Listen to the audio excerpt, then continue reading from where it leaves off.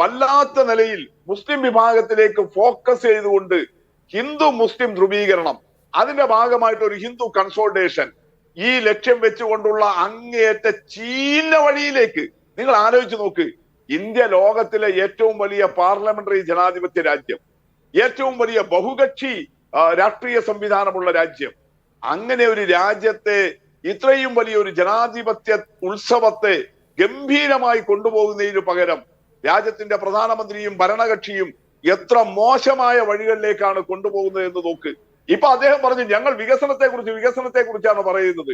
ജസിയെ കുറിച്ച് പറയുന്നതാണോ വികസനം? 400-500 കൊല്ലം മുമ്പ് അന്ന് ഭരിച്ചിരുന്ന ഒരു രാജാവ് നടപ്പിലാക്കിയിട്ടുള്ള ഏതെങ്കിലും ഒരു നികുതി സമ്പ്രദായത്തെ കുറിച്ച് പ്രസംഗിക്കുന്നതാണോ നിങ്ങൾ ഈ ഇപ്പോഴത്തെ 10 വർഷത്തെ വികസനത്തെ കുറിച്ച് പറയുന്നത്? നിങ്ങൾ ഏത് ലോകത്തിരുന്നിട്ടാ സംസാരിക്കുന്നത്? നിങ്ങൾ അങ്ങേയറ്റം മോശമായ അവസ്ഥയിലേക്ക് നമ്മുടെ രാജ്യത്തെ കൊണ്ടുപോയില്ലേ? ശരി, ഇപ്പൊ ഈ തെരഞ്ഞെടുപ്പിൽ 4 വോട്ടും നിങ്ങൾക്ക് 400 സീറ്റും കിട്ടണമായിരിക്കും.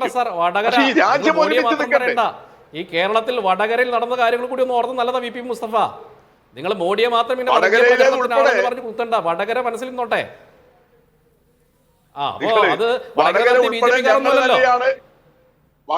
വടകരയിൽ അതിനെ സംബന്ധിച്ചുള്ള വിമർശനവും ഞങ്ങൾ തന്നെയാണ് ഉയർത്തിക്കൊണ്ടുവന്നത്, BJP അല്ല. അവിടെ നടന്ന UDF ഉയർത്തിക്കൊണ്ടുവന്ന വർഗീയ വിമർശനം,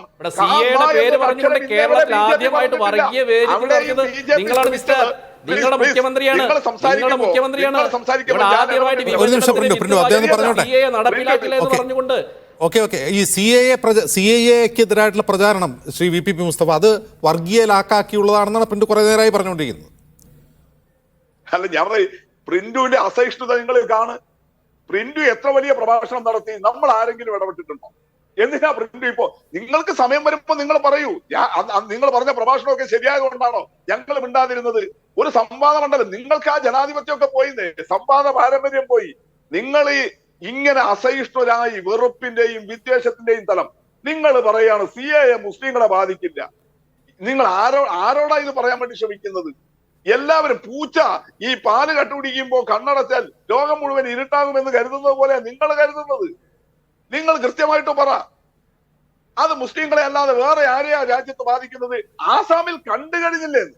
ആസാമിൽ അനുഭവിച്ചു കഴിഞ്ഞില്ലേ? അത് നിങ്ങളല്ലേ അവിടെ ഭരിക്കുന്നത്?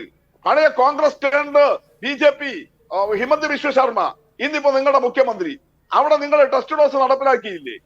ഇന്ത്യൻ പ്രസിഡന്റ് ആയിരുന്ന, ഇന്ത്യൻ രാഷ്ട്രപതിയായിരുന്ന ഒരു മുസ്ലിം നാമധാരിയുടെ കുടുംബാംഗങ്ങൾക്ക് നിങ്ങളുടെ NRCയിൽ, അവിടെ ആസാമിലെ NRCയിൽ പട്ടികയിൽ നിന്ന് പേര് പുറത്തായില്ലേ?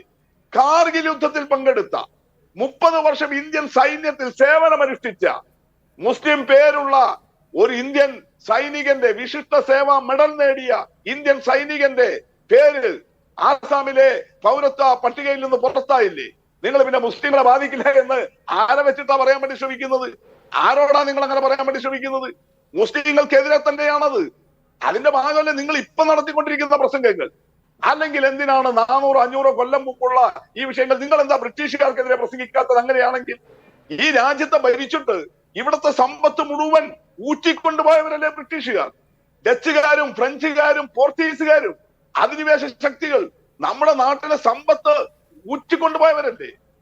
ഏതെങ്കിലും മുസ്ലിം ചക്രവർത്തിമാർ ഇന്ത്യയുടെ സമ്പത്ത് പുറത്തേക്ക് കൊണ്ടുപോയിട്ടുണ്ടോ?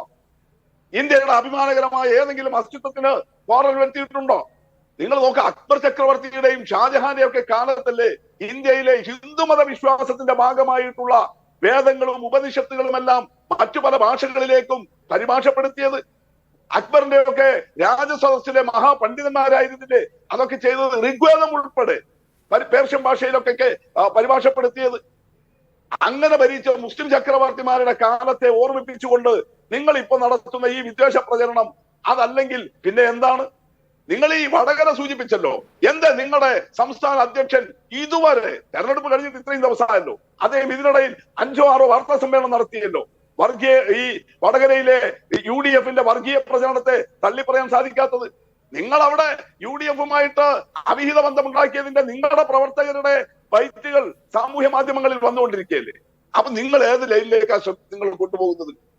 അപ്പൊ ഇതല്ലേ നമ്മുടെ രാജ്യം സംഭവിക്കുന്നത്? അപ്പൊ എന്ന് പറഞ്ഞാൽ BJP-യുടെ സ്ട്രാറ്റജി പൊളിഞ്ഞു. പ്രധാനമന്ത്രിയുടെ ഈ സബ്കാ സാത്ത് സബ്കാ വികാസ് അവർ കൊണ്ടുവന്ന മുദ്രാവാക്യ അത് ശരി. പൊളിഞ്ഞ് പാളീസായി. ശരി. മോഡി ഗ്യാരണ്ടി പൊളിഞ്ഞു. എന്നിട്ടിപ്പോ വർഗീയതയുടെ ഗ്യാരണ്ടിയിലേക്ക് ഈ കൂപ്പുകുത്തുന്ന ദയനീയ